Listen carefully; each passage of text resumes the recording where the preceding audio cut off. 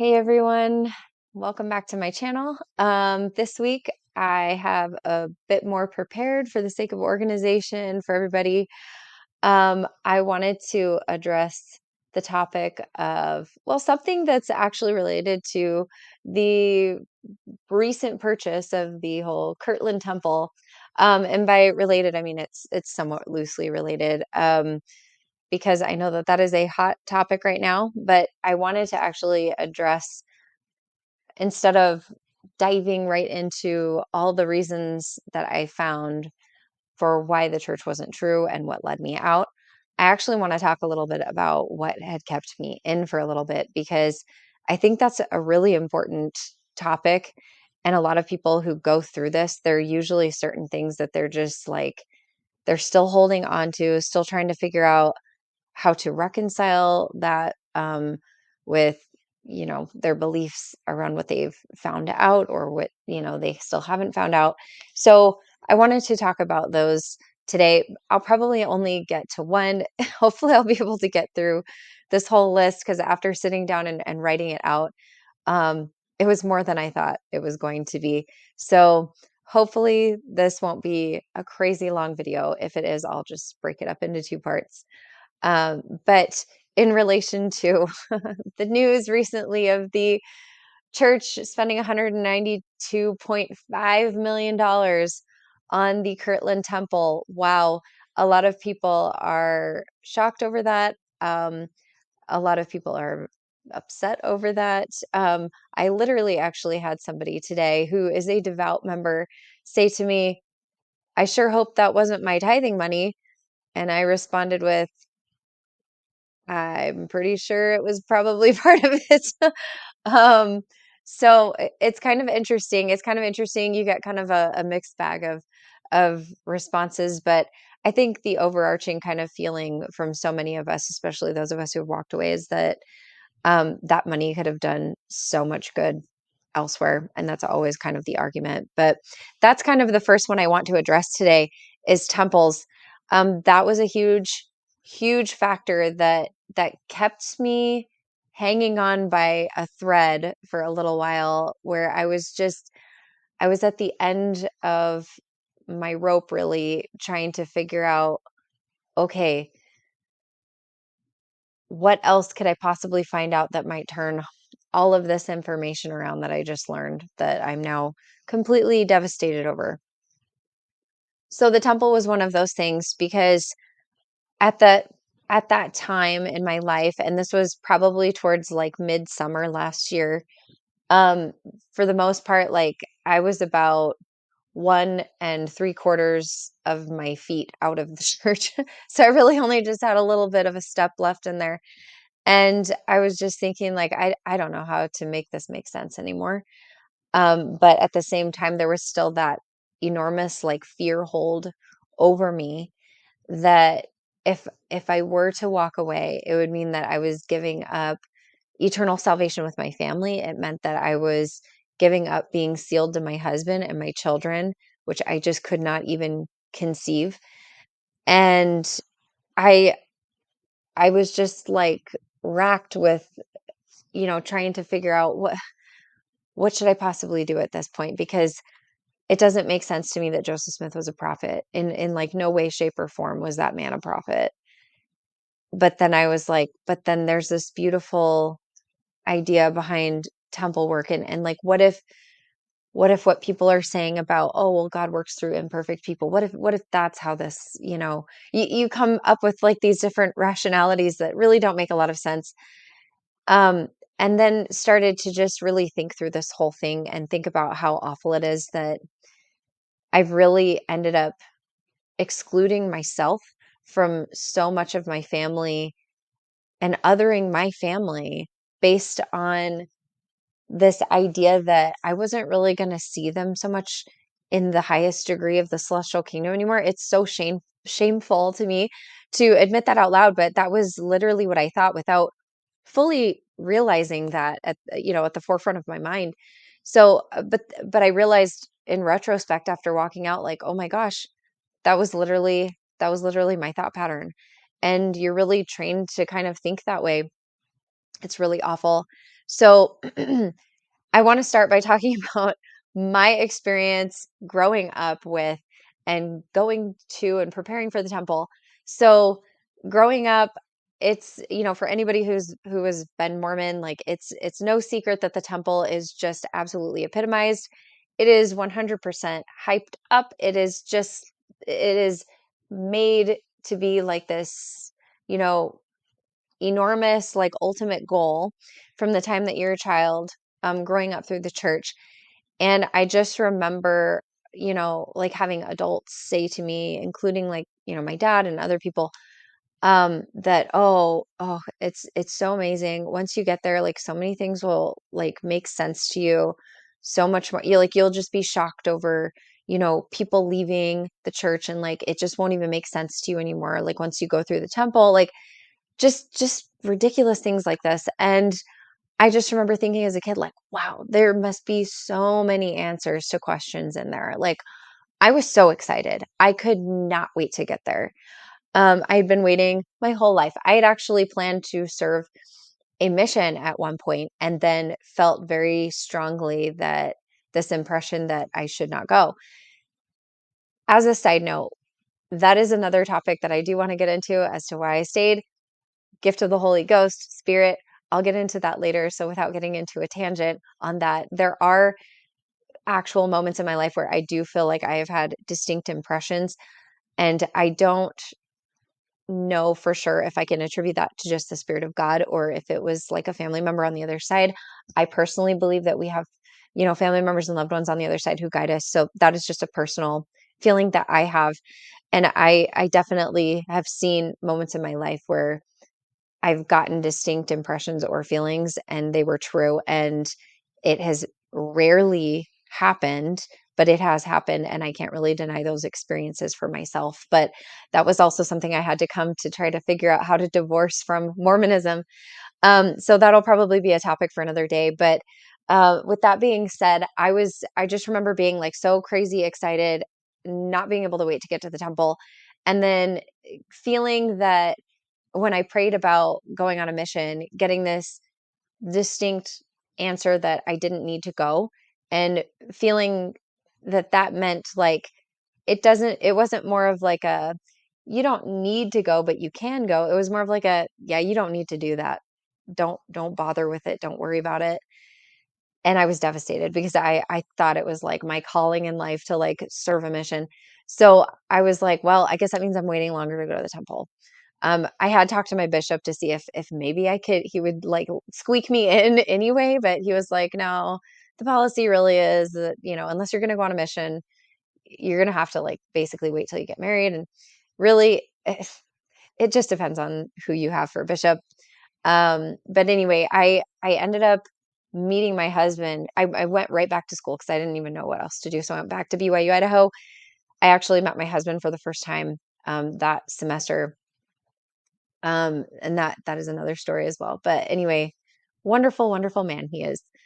So I am so glad that I didn't go on that mission, and I went back to school and met him. But I just remember when we did eventually start dating, which wasn't until about, I don't know, probably a year and a half after I first met him.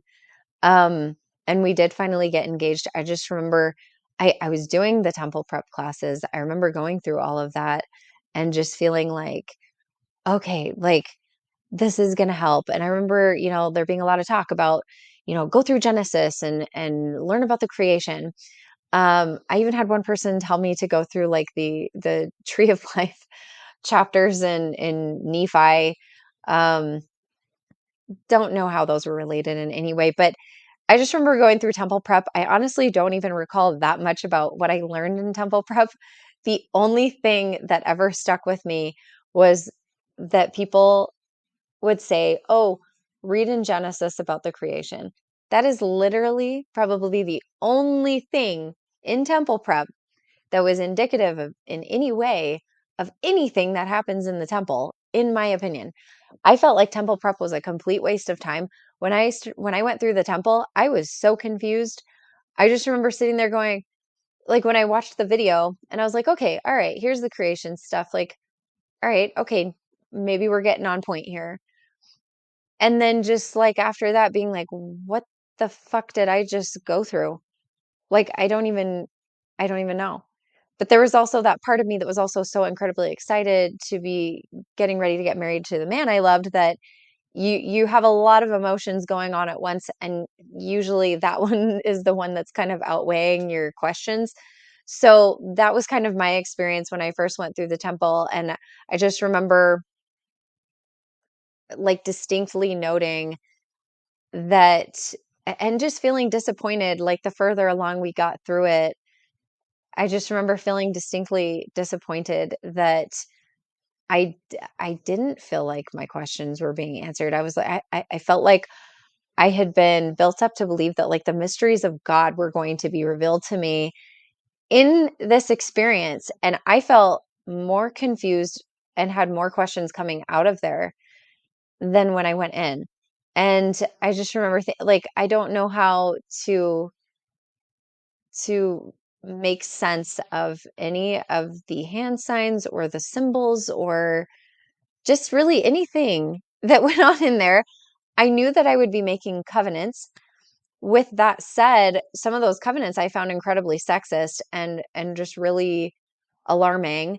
Particularly the one that, that you covenant to not speak in any way ill of like leadership, like the prophet in the church. And I've mentioned this before in a previous video, but that one really stuck with me. And I thought, huh, like that's so weird that they're asking us to like promise not to do that in here, like on the threat of like eternal damnation if we were to what? Like say we don't agree, or I don't know. Like what does that even mean?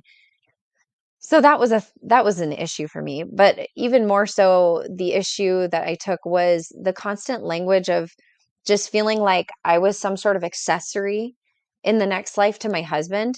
And the only comfort that I took going through all that was knowing that my husband was a good man, is a good man. And I was thinking, well, it's not something I'm going to have to worry about because that's just not how we behave with one another.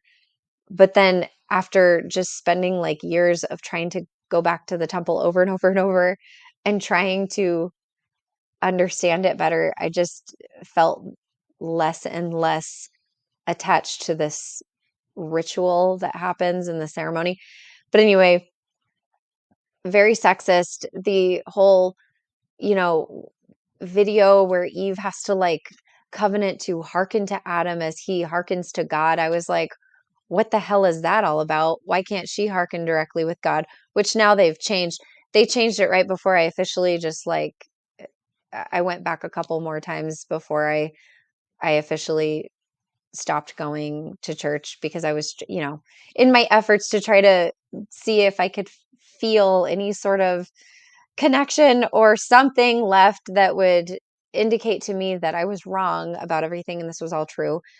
Um, yeah, I made that effort and I was just like, oh, great, they made more changes. And I guess that they're going to umbrella this under continued revelation, which doesn't make a whole lot of sense to me based on the history of the church where everything was revealed to Joseph Smith as it was supposed to be immediately. And I just never made sense in my mind that this was like something that had to slowly be like repaired through the different rituals in the temple, that sexism would be slowly like I don't that never made sense to me. I was like, I guess I just don't understand, like, were women in the 1800s just not ready to be treated like equals or something? Was that God's concern when he revealed it to Joseph Smith, and subsequent prophets about like some of these awful things in there? And of course, I didn't go through the temple pre 1990, so I didn't have to deal with the blood oath, but I did learn about that later, which was absolutely horrifying. And I was thinking, oh my gosh, like I can't even imagine having gone through the temple at that time and then coming out going like I was already coming out feeling pretty weirded out and confused. But I didn't feel like I could openly express that. And again, I was also overwhelmed with just like getting to be with, my husband. And so I was like, well, that's the most important thing. So that's my takeaway at this point. And so, once I got beyond that whole honeymoon phase, that's when I started really doing some deep thinking about it and considering and just feeling like maybe I just need to go back a bunch of times because that's what they tell you. They're like, well, if you just go back, like the more you go back, the more it's going to make sense. So anyway, there was that. And then there was also the covenant to, devote all your time, talents, yada, yada, yada, the law of consecration, which I remember asking my dad growing up, what is this law of consecration thing? Because when I read through it, I was like, it sounds a lot like communism. And he was like, no, no, it's not communism. My dad, who's a baby boomer and is very much like anti-communism, I remember him just like always making comments about, like politicians or people he didn't like, oh, that person's a communist. And and then he explained the law of consecration. I was like, isn't that kind of the same thing? No, no, it's totally different. And then when I was in the temple, I was like, kind of sounds like the same thing. It sounds like I'm literally like expected to promise to, no matter what, like whenever like the prophet speaks for the Lord, I have to drop whatever the hell I'm doing and devote my money, my resources, my time, my talents, everything to the church, even if it's maybe a really bad time or I don't want to do it. And I just remember my dad being like, no, no, no, you get a choice in the matter. Like, and I was like, based on church history, though, after going back and looking, I was like, whoa, it almost seems like you didn't get too much of a choice in the matter. But Joseph Smith was also very, very good at manipulating people. So I think that was a part of it too. But anyway, I was like, I guess that's probably like the only distinguishment is that you still have a choice. But the thing is that when you're covenanting in the temple, and you're now like taking upon you this higher law, this higher spiritual law, and you're covenanting with God that you're going to abide by that, then you start to worry that, well, if I don't abide by that, then though, I'm going to be like spiritually like punished or damned. So it kind of feels like I don't have a choice. So it was just, going through like this mental process of trying to work through how the hell this all made sense and how it wasn't a bad thing. Um, I definitely have to say though, like one of the biggest things that I absolutely tried so hard to convince myself over that I loved was wearing the temple garment. I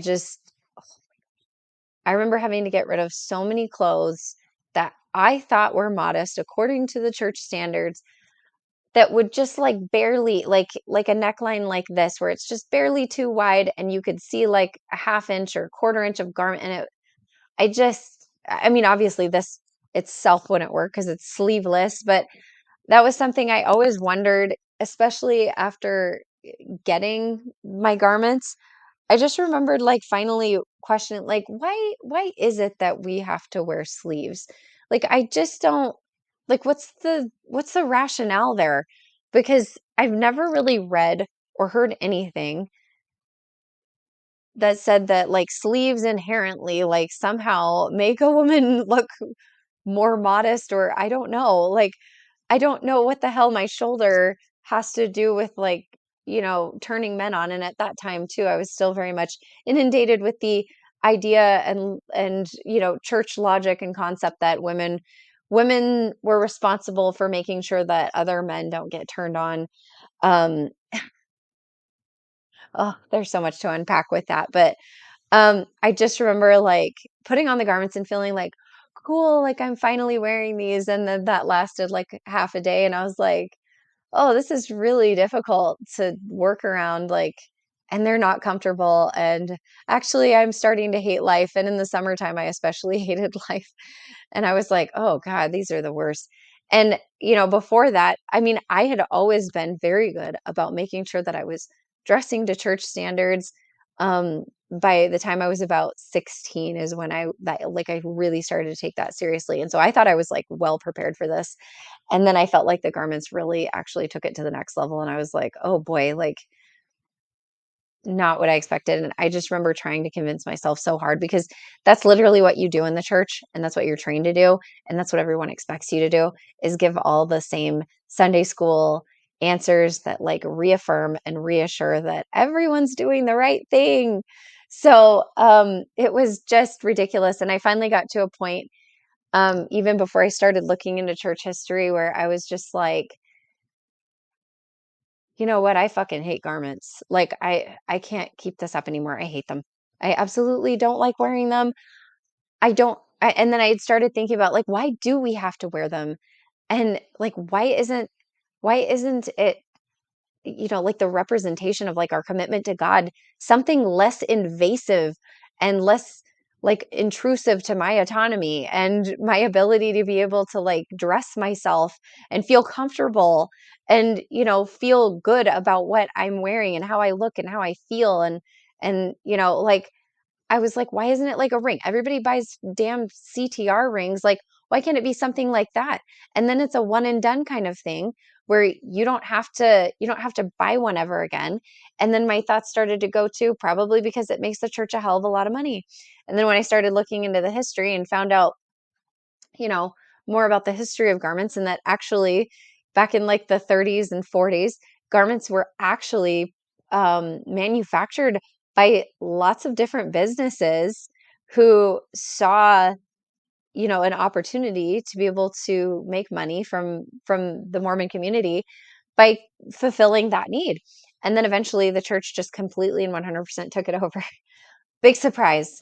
So now it's a huge money-making thing, and I remember shortly after my husband and I getting married, there being, like, an announcement that, "Oh, by the way, you shouldn't be wearing your garments for, like, more than a year, and then you should get new ones," and I was like, "Well, we can't really afford that." So, I started eventually, like, getting to the point where I was like, "Screw this, I'm gonna wear underwear under my garments," even though like, I remember being told, like, "You don't wear anything under them, they should always be touching you." I remember hearing so many, like, just ridiculous, like, old wives' tales, I guess you could call them, like, within the church about, like I wouldn't even call them that. They're old priesthood tales of the kind of protection that the garments afford you, and I remember hearing it from adults being so serious, one of them being my dad saying, like, "Oh, you know, garments are not just a spiritual protection, they're a physical protection." And I remember him telling this story about this couple who had, like, gotten in a car accident or something, and they had like, a boulder had, like, rolled off the side of, like, some, like, hillside or mountainside that they were driving around and crushed their car, or, like, crushed them, and then when their bodies were pulled out, which I don't even know how any of this makes any logical sense, but when you're, like, 5 or 6 years old, you don't really think through all of that because you're not a critical thinker at that point, your brain's not fully developed. But I just remember him telling the story and him saying, like, it was crazy because, like, when they pulled the bodies out, like, all like, every part of them was crushed except for the part where their garments were touching. And I was like, "Well, that's so amazing, like, garments are magic," you know? And then, like, thinking through that, and as I got older and older, I started, like, even before starting to ask a lot of questions, I just remember, like, chalking that up to, like, "Eh, that sounds like bullshit, but, whatever. I'm just not gonna think about it. Put it on my shelf." So, yeah, I kinda just tossed that aside. But then and then I thought too, like, when I became an adult and I was like, did I remember that right? Like, that's one of the really terrible things about, like, how the church operates is that they will 100% gaslight you, and they'll put out new information and try to backpedal, like, answers that had been given by past prophets and people in the past about certain topics like this, and try to say, well, we just don't really know, or like, "Oh, well, this was always the answer." It's like, "No, it wasn't." So then you start to question your sanity, and you're like, "Wait a minute, do I remember hearing that?" And then I would go on and listen to, like, Mormon Stories podcast and hear other people saying these things, and I'm like, "Oh, good, I'm not fucking out of my mind." Like, I do remember this stuff, thank goodness. Um, that makes me feel validated and feel a whole hell of a lot better about thinking that I heard stories about, like, Mormon underwear being magic. So, but yeah, even after, like, going through the temple, that was, like, never a belief that I actually even had when I was committed as an adult. I just remember thinking, like, that can't be right. And if I do recall correctly, when I looked into it a little further, I think that those stories had actually come from, um, like an actual person in general conference over the podium, and I cannot remember who it is. But I do remember reading that and thinking like, there it is right there. So, because I will bring this stuff up sometimes to people who do, like who do have a strong belief in the church. And I'll be like, yeah, I do remember this being said growing up. They're like, ah, that was probably just a rumor. And I'm like, it wasn't though. Like these rumors come from somewhere, and unfortunately, a lot of the times they do come from over the pulpit. It's just true. But anyway, so garments was like a huge issue for me.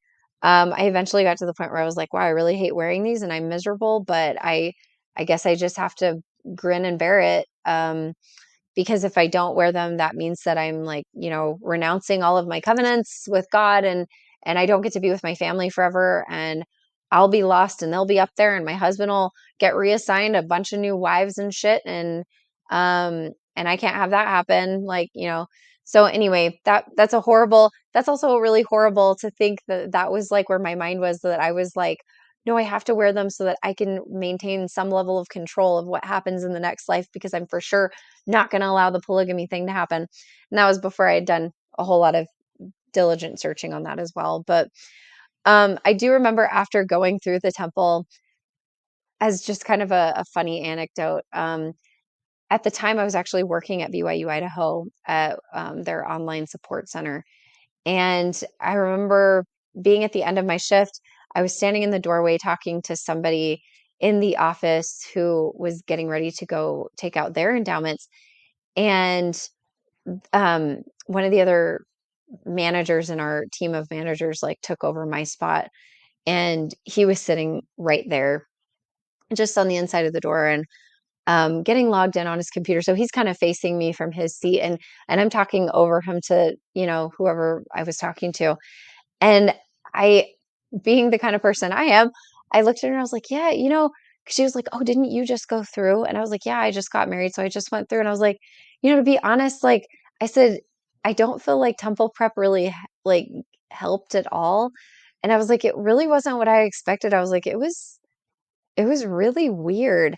I said that, and then this person in our management team immediately like snapped his head, looked up at me, and he goes, "Don't say that."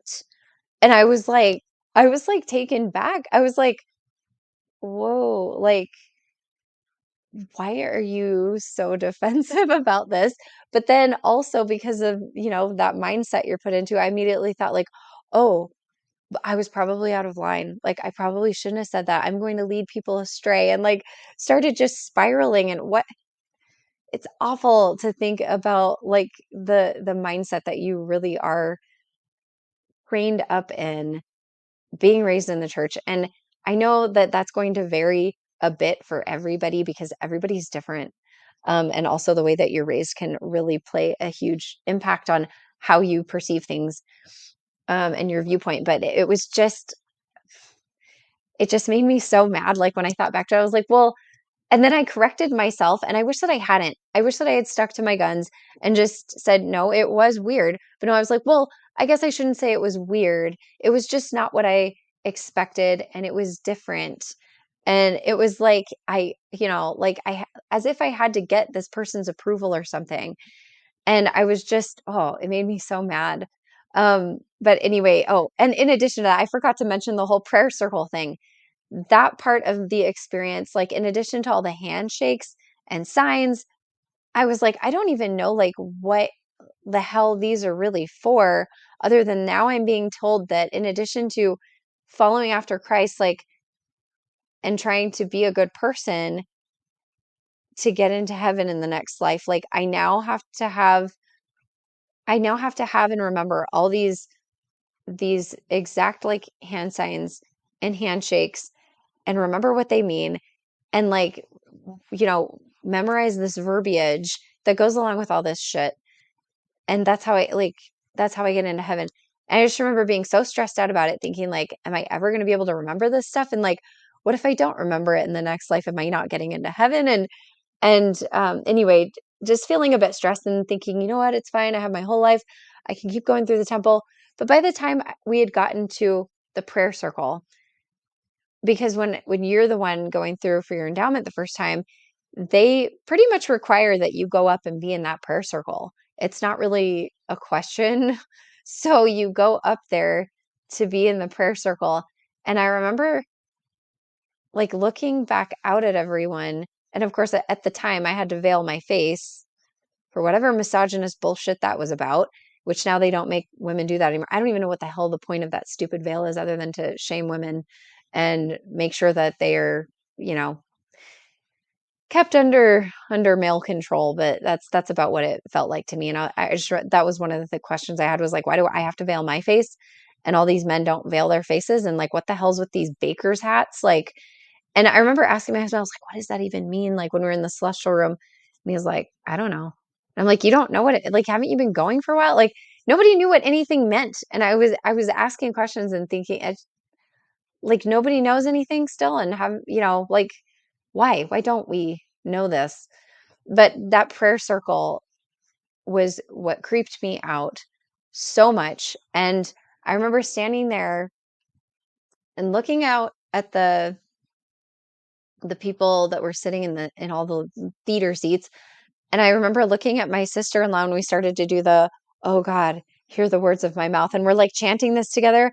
And I'm like, I know that like my facial expression underneath that veil was probably obvious enough to so many people in that audience because I immediately just started like going like this is like in my head I was like this is straight up fucking nuts like and I looked at my sister-in-law and she looked at me and I start snickering and she starts snickering and she had gone through the temple just like 9 months prior when she married my husband's older brother and I was just like I don't even know what to think about this right now. Like, this is creepy and doesn't feel on brand with what I have been raised to perceive the church to be. And I just remember, like, I remember everybody telling me though that I would just like, well, you get used to it after a while and it's not that bad. And I was like, yeah, I guess not. It just felt creepy as hell. That's all, but whatever. Yeah, I thought that the whole repetition thing and the chanting, I thought that was more of like a cult thing and it felt a little culty, but if I say that, I know everybody's going to absolutely like murder me. So, yeah, it was just I absolutely hated that. So it was just like not a great experience and I felt like I was coming out based on everybody's responses to any indication that I did give that I had like questions or just overall concerns around the feeling I got was like, just shut up and take it and just accept that this is how it is and like, this is actually really great and you just aren't seeing it. And that was really like how I felt about um all of it. And I was just like and then I kept thinking back to like the things that adults had said throughout my life where they were like, oh, so much more is going to make sense when you go through the temple. So many more of your questions like will be answered about like everything to do with, the church and how everything works and like the gospel and like all these vague things where I was like, wow, like mysteries of God revealed in the temple. And I was just I don't feel like that happened at all. I was like this I just feel confused and I don't know why I'm wearing this stupid shit and I don't know why I have to wear the ugliest ass dress I've ever worn. And I feel like I'm, like it was either between that dress or a muumuu. It's just like that never like sat well with me. I was like, why do we have to dress like this? And I just remember always being told like, well, you know, in the temple, like it's not about who's the most beautiful and who's the most this and that. And like everybody gets to be the same. And I'm like, okay, but also we're not all the same. And it's not like they're like, I just remember being told to like, well, it's not a fashion show, Sheena. And I'm like, well, it's not that I think it is. It's just I would like to wear something that makes me feel good and makes me feel like myself. Is that too much to freaking ask? Like, anyway, that's just how I had always felt about it. Made me crazy. But anyway, didn't know in addition to wearing like the plainest, most boring ass dress I've ever had, like I had to wear all this ugly, ridiculous shit on top. And the only one that I feel like is even indicated or explained in some way is the little like fig leaf apron in the video, because they're like, oh, it represents when, like Adam and Eve made clothes for themselves when they were ashamed of being naked and stuff. And I was like, oh, okay. Well, what the hell does the rest of this mean though? And like, why do I have to veil my face? Oh, I hated it. I absolutely hated it. So yeah, I mean, this was one of those things though, but because you end up being terrified into thinking that this is your only way into the celestial kingdom, because you're told growing up throughout your life, and especially after baptism when you're a kid, like, hey, you're accountable now. And so anything that you do, like you have had the truth and knowledge revealed to you. And because of that, like, you're even more accountable. You're under even more, basically, you feel like you're even under even more scrutiny by the angels in heaven who are making all the records in heaven about your life and every little thing that you're doing. And it's just like you know, the level of intensity was just like, turned way up after going through the temple for me. And I was like, I feel like I already had some level of scrupulosity with myself, especially through like my teenage years. I was an excellent teenager, never rebelled, never did anything wrong. It was really bad for my mental health, because as it turns out, teenagers are supposed to go through rebellion. It's kind of part of one of your milestones in life. Excuse me. Um, but anyway, yeah, so I didn't go through that experience. So a lot of that kind of hit me way later in life.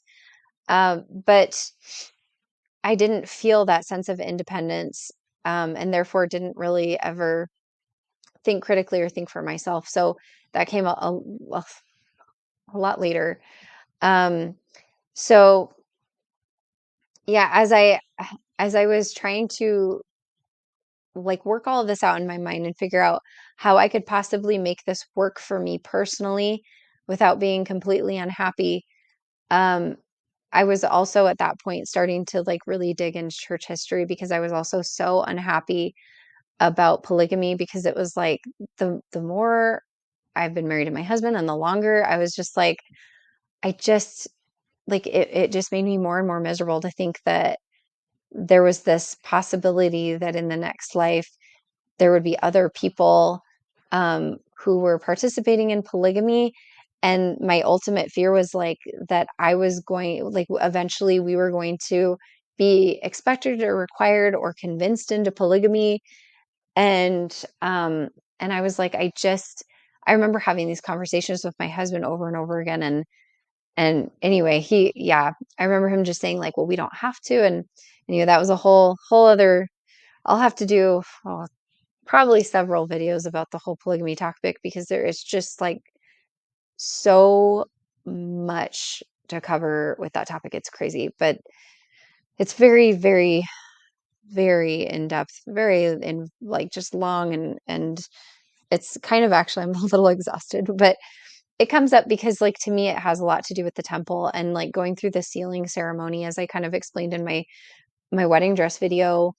Again, there was that sexist language of like, hey, you're giving yourself to him, but he doesn't have to do that to you.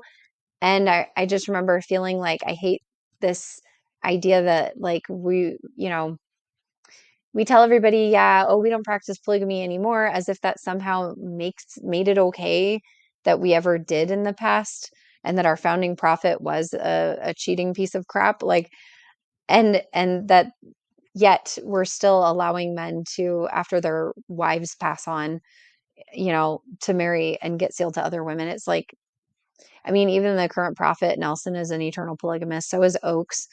Um, they literally think they're going to have more than one wife in the next life, and like how disgusting that is. But anyway, those were all issues that just like the temple really, really brought that full circle for me. And so I started looking into a lot of this stuff. But as I started learning more about polygamy and looking at like the documents and reading about the like the actual um, letters and journals of some of these women, I also started to just learn so much about Joseph Smith as a character and as a person. And it led me into um, just kind of looking more into like the way that he participated in his surrounding milieu and like what he did. So yeah, I started learning about, you know, kind of what he pulled from to be able to create the Book of Mormon. And there was actually a quote, and I can't remember who it was who said it. I want to say it was somebody who was a devout Mormon historian. I could be wrong. I know I always say that. I'm like, I don't remember who it was. But I do remember reading some quote by somebody who said that Joseph Smith was the ultimate plagiarist. And I was like, and they're a devout Mormon and they're okay with that. Like, I don't know how you reconcile that, but whatever.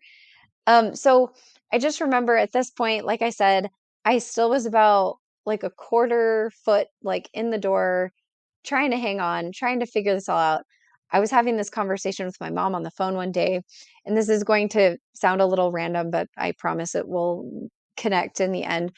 But I remember talking to her, and we were talking about my grandfather, my dad's dad, and because he had passed about 3 months after I was born, and so I never really got to know him, but I'd always kind of wondered like what his character was like. And she had said that, oh yeah, like, like when I was married to your dad, we would go see your grandma and grandpa all the time, and we lived by them. Um and she was like, he was a really sweet man. And she was like, he was also into Freemasonry. And so for those of you who already know, you're probably already making the connection, but I was like, oh yeah, that's right. I think I remember, dad had like this Freemason ring with like the compass and the square that like come together. And then there's the little G, the letter G inside, and that was on top of the ring. And I remember thinking like, yeah, that's so interesting. And I was like, compass and the square. And I was like, that's so weird that like in the temple, like we have that like on our garments and stuff too, like on the breasts. And I had made that connection before, but not thought too deeply about it. So then I get off the phone with her, and I kid you not, I turned on the TV because I was going to like put something on YouTube, and immediately the first thing that pops up, so weird. It is a video, and I again, like I have to, I can't even express enough. I had not looked into Freemasonry at all, hadn't typed it up in my phone, hadn't typed it up in my any of my computers, hadn't typed it up anywhere, hadn't even thought about it in relation to the temple until about that moment. And then just thinking about the whole compass and square thing, but yeah, right after I got off the phone with her, I get on YouTube, and this video comes up called um, Spooky Rituals of the Freemasons Explained by Wondrium. And I'm like, oh my gosh, that's so weird because, like my mom and I were literally just talking about this. And so I click on it thinking like, well, here's a way for me to become more familiar with maybe like what he was into. So I start watching this thing, and it's kind of showing this person, like in this um I could probably link the link down below for anybody who wants to see it, but um just kind of like this, you know, cartoony person kind of approaching a door. It's an animation, I should say, not a cartoon, but there's like this animation of like this person approaching a door, and these very specific words being said after like three knocks. And, like somebody saying, kind of like this, what is wanted kind of thing. And I'm looking at this and I'm like, oh, that's so weird. That's like kind of really similar to like what we do in the temple, like at the veil with the three knocks and like the what is wanted. And then they keep going, and they're like using language that sounds so similar to what you hear in the temple. And I was just like, my mind was just blown. I was like, what am I watching right now? So then I'm like freaking out about this. I immediately get on my computer, go to the gospel library, and I'm like typing up like Freemasonry, like what's the church saying about, like, are they acknowledging that this is a thing that happened? And of course, like they're trying to, cover their asses by with these essays that they've put out that it talks about, oh yeah, like on May 3rd, 1842, Joseph Smith enlisted, um, or no, sorry, he joined before that, but then basically like in 1842, enlists a few men to prepare the space in his red brick store, in Nauvoo, to give endowments to a few elders. And then it goes on to say that like one of these men, Heber C. Kimball, wrote of this experience to Parley P. Pratt, who was on a mission in England, saying, "We have received some precious things through the prophet on the priesthood. There is a similarity of priesthood in Masonry." And I'm like, you've got to be shitting me. And I was like, this is just another example of something he freaking ripped off from wherever it was in space and time. And then I started like putting it together because I had heard other people, like I'd started looking at other people on their channels who were like super active, like proclaiming the gospel is true on their channels, and they're like, it's amazing, like he was able to restore like what had been corrupted through Freemasonry and blah, blah, blah. And I was like, in what way? Like, it's not even indicated anywhere in the scriptures, like the Bible. Why, at least, is it not indicated in the Book of Mormon?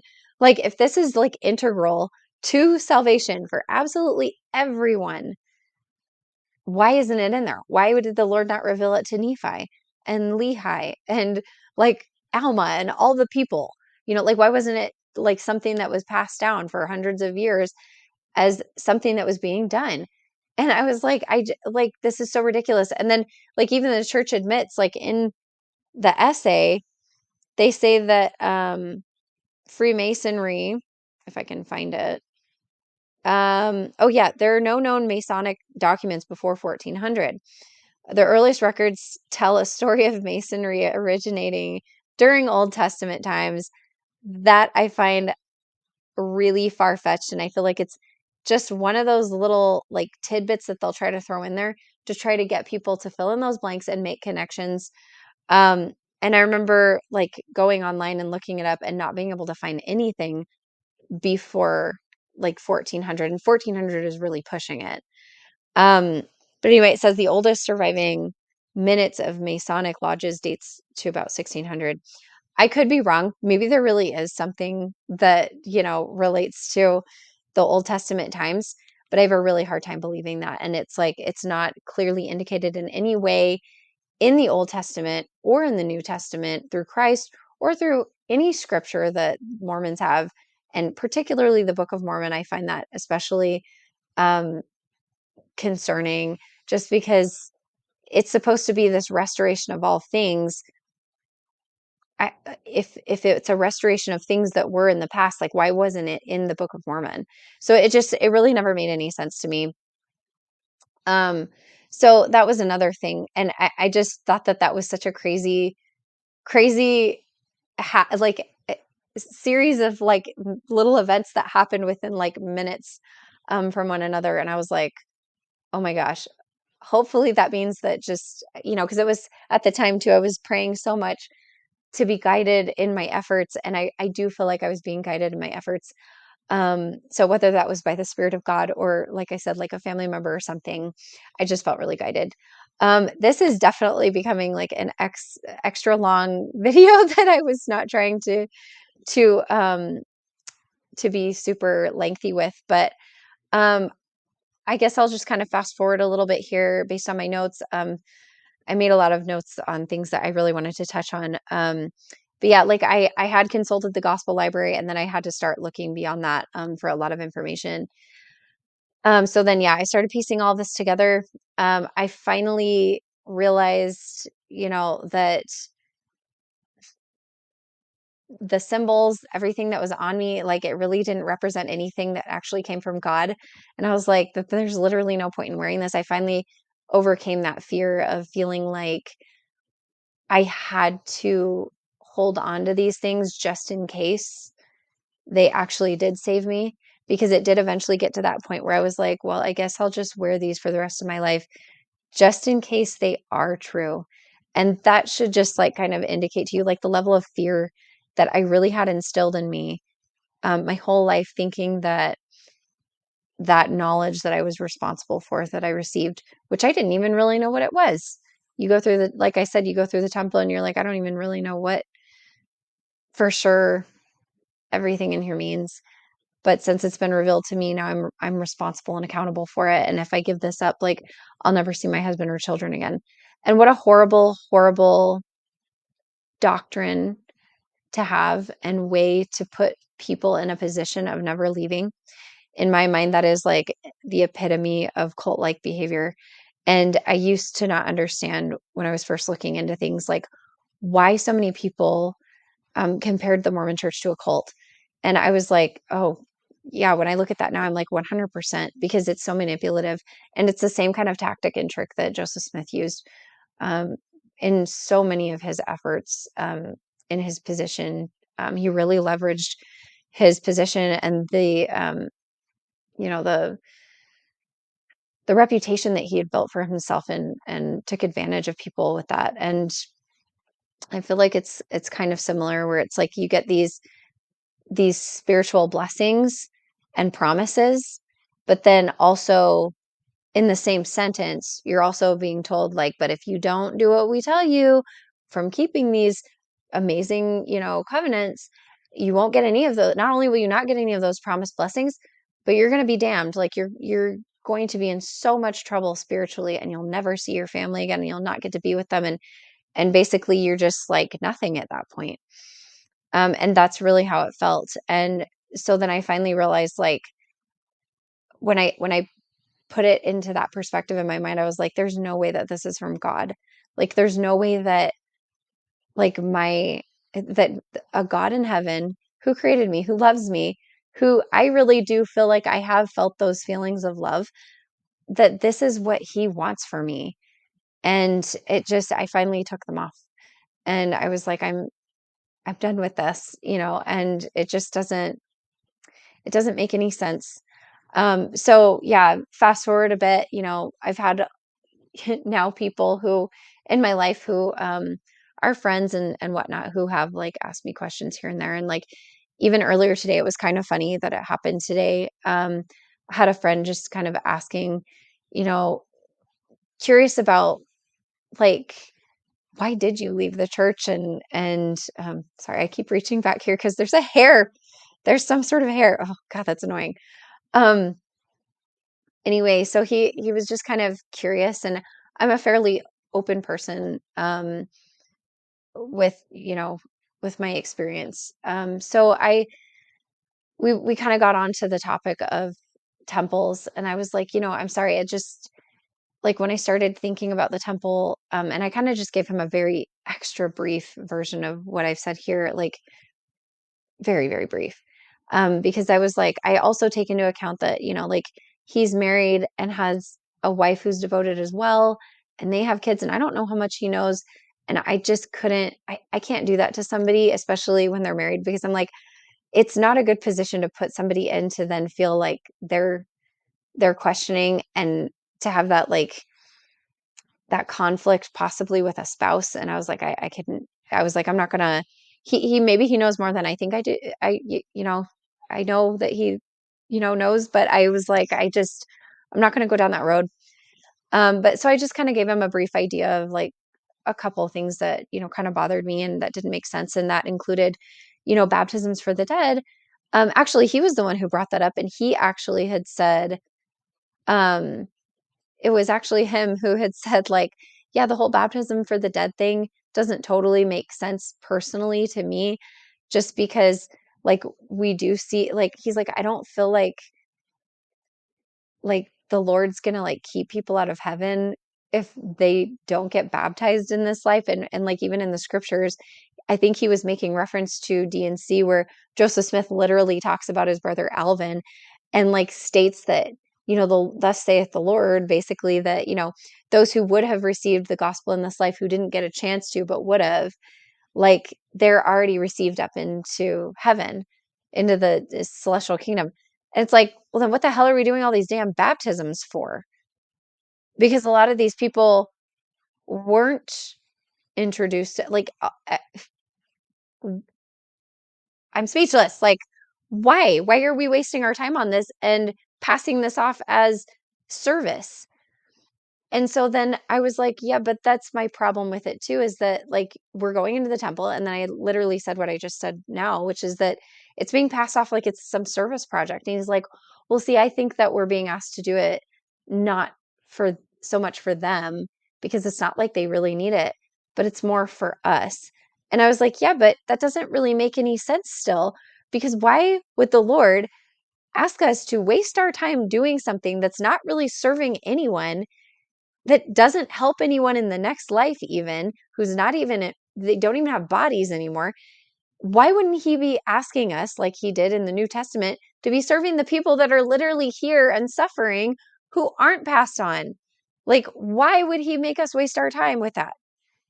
It literally doesn't add up. And he didn't really have an answer for that. He's like, yeah, I mean, I can see what you mean. And I was like, I'm sorry, but like, I'm not trying to destroy your perception, but like, to me, it literally doesn't add up.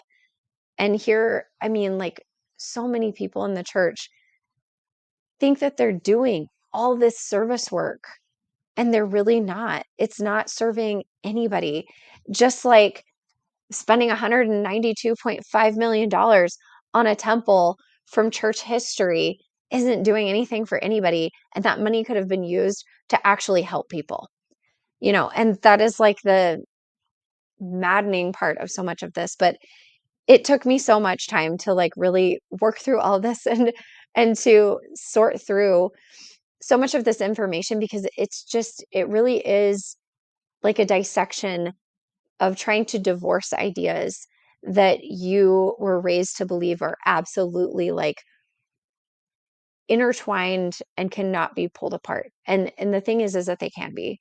You really can separate and divide these different concepts. You just have to kind of sit there and ask yourself those questions, um, surrounding those things. Like, is this, particularly true only of Mormonism? Is this something specific to this church, to this doctrine? I mean, does the Mormon church have a claim on this? And you have to start thinking about these things and thinking, like, how does this make any sense? And am I still going to be able to feel like I have, like an understanding of my relationship with deity, if that's what you choose, um, without feeling like Mormonism is like, you know, making you feel guilty or having this impact on you in a negative way. So that definitely was like a really big one for me that was keeping me in. And next week, I'll probably go more into my other topic, which is more about the Holy Ghost, because that was another one that I had a lot of questions surrounding, and I was really worried about. So anyway, I hope that that was helpful for somebody. This is almost an hour long. I'm so sorry. Try watching my videos in double speed, or just, like, maybe click through them to try to get the gist of it. But anyway, I hope that this is valuable for somebody. I have just so much enjoyed like reading everybody's comments and like your stories, and it really does make my day. I get on my phone in between homework, and I'm just like, oh, it's so nice to hear from people and to be able to have a community. So thank you so much for participating. And I just like, I'm so grateful to all of you for being here with me. So I'll see you guys next week. Thanks so much. Bye.